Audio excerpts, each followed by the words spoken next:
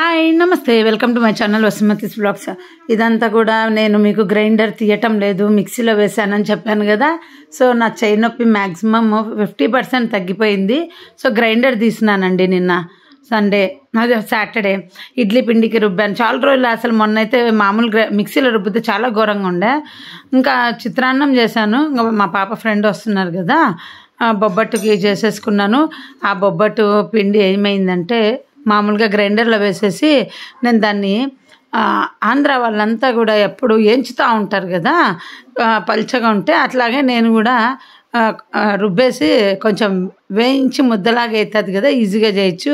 పూర్ణం బూరెలు చేస్తారు కదా, దాన్నే బొబ్బట్టు కూడా చేయటం చూపిస్తుంటే చేశాను. ఎందుకో నల్లగా అయిపోయింది బెల్లం.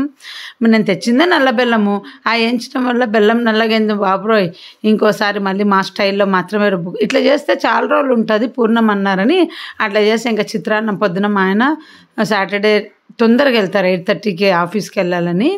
మామూలు డేస్లో 9:30కి వెళ్తారు ఫీల్డ్ వర్క్ కనుక. ఇంకా 8:30కి చిత్రాన్నమే తిని చిత్రాన్నం తీసుకెళ్లారు.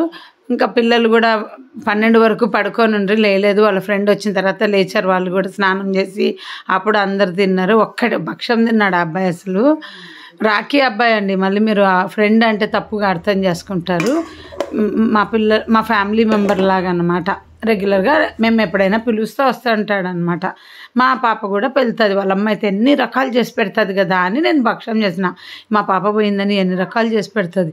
ఇవైతే ఆంధ్రా నుండి వచ్చినాయని తెలుగు వాళ్ళు ఇచ్చినారండి. అబ్బో అసలు పుల్లగా ఉంది, పండు బాగాలేదు అసలు. అది చూద్దామని చేస్తే మా పిల్లలు అన్నారు, దాన్ని ఇంకా దీనికి తీసుకోమ్మా, మ్యాంగో జ్యూస్ చేసుకుంటావు కదా వాడుకో అన్నారు. అంటే ఇంకొక 3 ఉన్నాయి, నేను జస్ట్ బయట తినడానికి అలా పెట్టుకున్నా. ఇది మా ఊరు నుండి తెచ్చిన రవ్వ అన్నమాట. ఇంకా సగమే చేశాను భక్షాలు. ఈ రవ్వకు తగ్గట్టు ఆ పిండి ఫ్రిడ్జ్లో పెట్టేశాను అన్నమాట.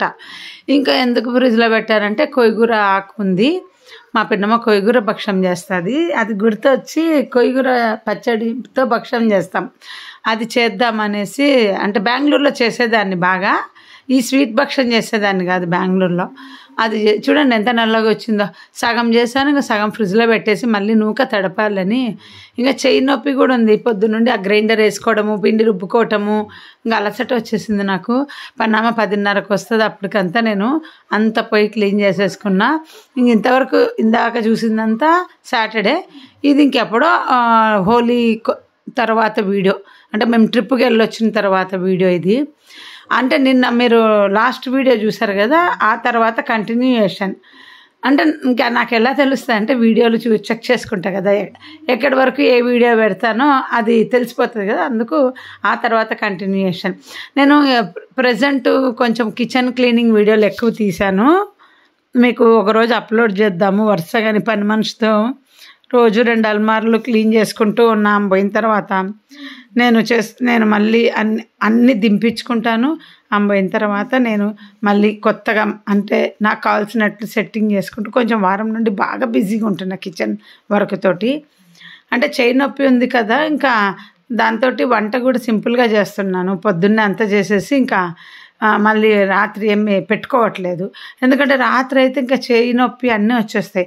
నా చెయ్యి నొప్పి ఎలా తగ్గిందంటే అండి, ఒక ఆయుర్వేద డాక్టరు మా చిన్నదానికి ఎప్పుడు రాసి అరచేయి వస్తుంటుంది.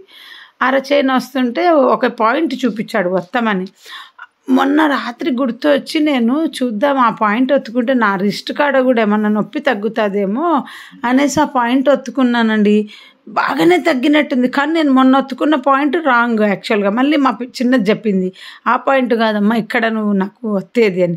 సో ఆ అరచేతిలో ఆయిల్ పూసి అట్లా ఆ పాయింట్ ఒత్తుకోవటం వల్ల నిన్న మ్యాక్సిమం నాకు చెయ్యి నొప్పి తగ్గింది. అంటే మూమెంట్ అటు ఇటు చేస్తే ఎక్కువ ఉంది కానీ మ్యాక్సిమం తగ్గిందండి. సో ఇంకా ఈరోజు అందుకనే ఆ భక్షాలకు పెట్టుకున్నా. ఈ కారం పప్పుల పొడి చేస్తుంటే అయిపోతుంటుందండి బాబోయ్, అసలు తెగదు ఇది. ఈ మధ్య ఎక్కువ అయిపోయింది తినటము. పిల్లలు పెద్దగా అవ్వటమో నేను అందరికీ పెట్టివ్వటం వల్లనో తెలీదు. ఇంతకుముందు చిన్న డబ్బాకు చేసేదాన్ని.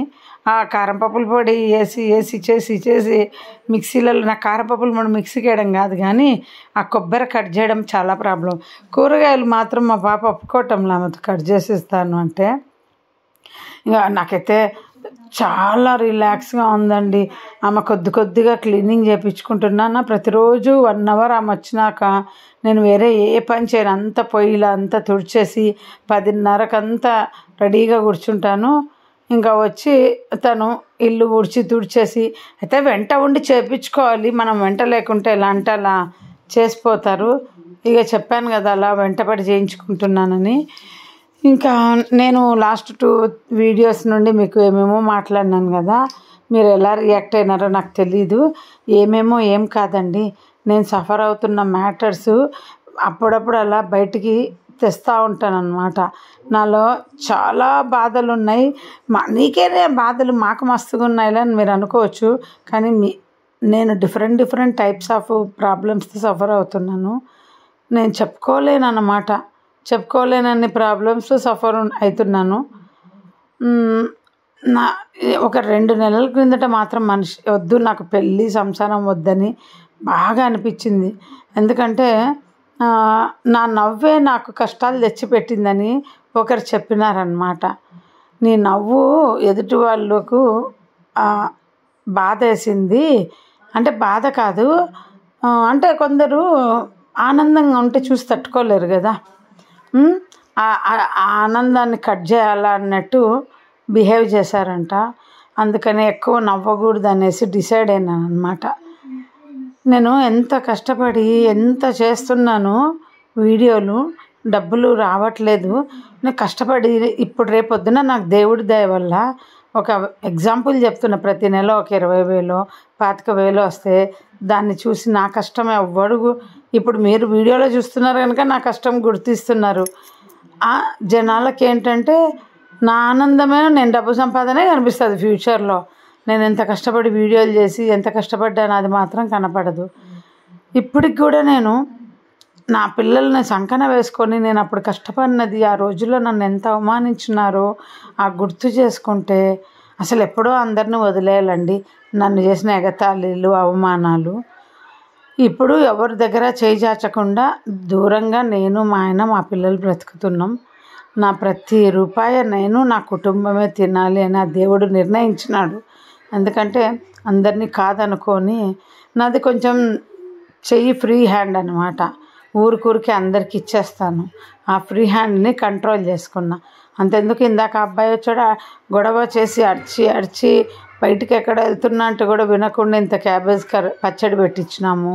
తర్వాత చిత్రాన్నం ఇష్టం అంటే చిత్రాన్నం కలిపిస్తానంటే వద్దన్నాడు. అన్నం ప్లెయిన్ రైస్ ఉంది అంటే వద్దు అంటే వద్దు అని తీసుకెళ్ళాలి. అది అనమాట ఫ్రీ హ్యాండ్ అంటే.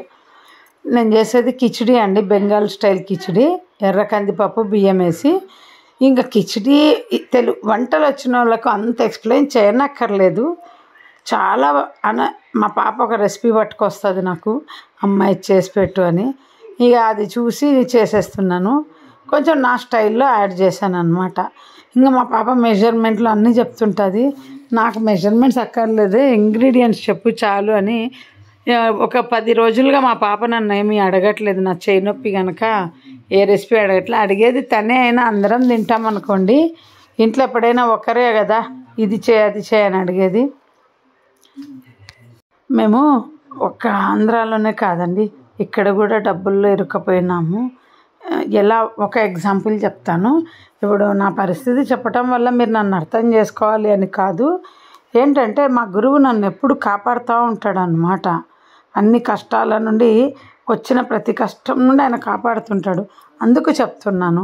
యాక్చువల్గా ఇప్పుడు మనకు పెద్ద యాక్సిడెంట్ జరిగిందని చెప్పినామనుకో, దానివల్ల గాయాలు అయితేనే అది పెద్ద యాక్సిడెంట్ అనుకుంటారు. గాయాలు కాకుండా ఏముందిలే చిన్నది, ఏం గాయాలు కాలా అనుకుంటారు. కానీ యాక్సిడెంట్ నుండి బయటపడినా అంటే వాడు అదృష్టవంతుడనే కదా. దానికి ఒక ఎగ్జాంపుల్ చెప్తా. మా బ్రదరు హైదరాబాద్లో నా ఇంట్లో ఉన్నప్పుడు రోడ్డు మీద పోతూ ఉంటే సిగ్నల్ దగ్గర ఏదో తగిలిందో ఏమో తెలీదు, గుర్తులేదు. మా బ్రదర్ లేదా పల్టీలు కొట్టి సిగ్నల్ దగ్గర పైకి ఎగిరి 2 వీలర్లో బైక్లో కింద పడినాడు. ఇంకా పెళ్ళి కాలే అప్పుడు. నా దగ్గరకు వచ్చి పోలీసోడు అనుకున్నాడంట, సిగ్నల్ దగ్గర ఉన్న పోలీస్ అతను చచ్చిపోయి పిల్లోడు అనుకున్నాడంట. కానీ పైకి ఎగిరి అంటున్నాడు ఆ బైక్ నుండి ఎట్లా స్లిప్ అయినాడో ఏదో తగిలిచ్చినారో సినిమాలో స్టంట్స్ చేస్తుంది అట్లా ఎగిరి కింద పడినాడు. ఇంటికి మామూలుగా వచ్చినాడు, ఒక నొప్పి కూడా అనలేదు.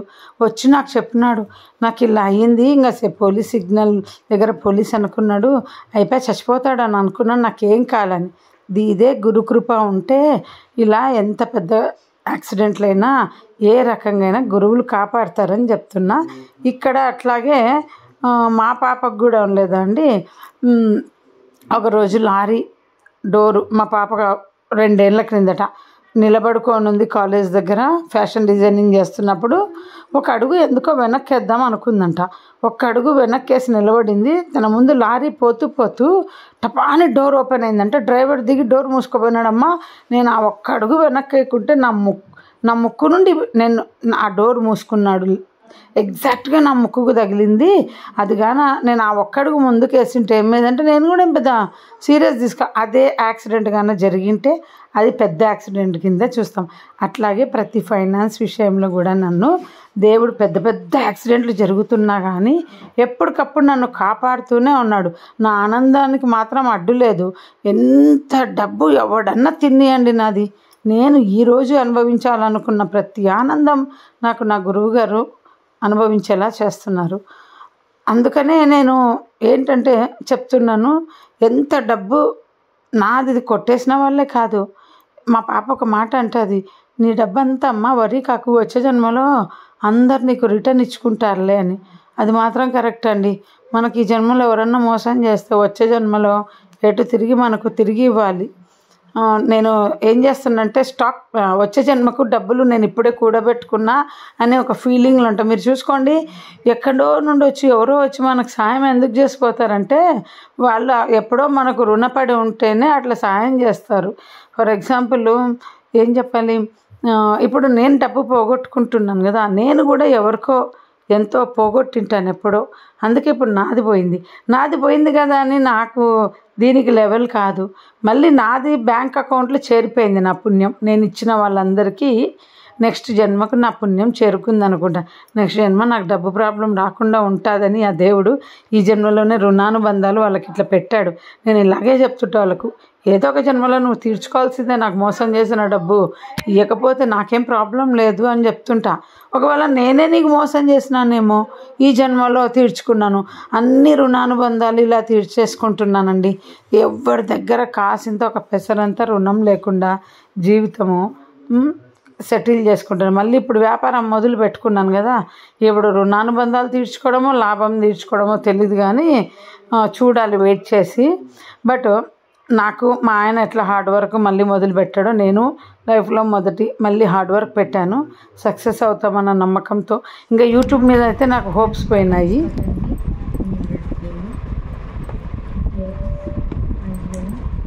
సాగర్ అయితే తీసుకుంటున్నాం, లేట్ అయినా తీసుకున్నాం.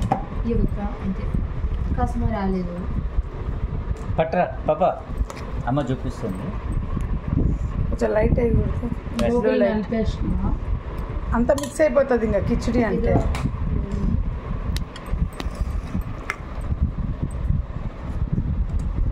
కావాలంటే టమాటా పచ్చడి పెట్టుకో. ఫుడ్లో ఏమో తొక్కలో ఫ్రైడ్ రైస్ ఇచ్చినారు. నువ్వు కూర్చొని తిని చెప్పండి ఎవరో కాలుతుంటే టేస్ట్. నాకు బాయ్ చెప్తుంటే ఏంటో పిల్ల అంత కూల్గా వెళ్తుంది అనుకున్నా. అప్పుడు గుర్తొచ్చిన నువ్వు చేస్తే గుర్తొచ్చిందా? సూపర్, చాలా బాగుంది. మీరు ప్రపంచంలో ఉందా పిల్ల?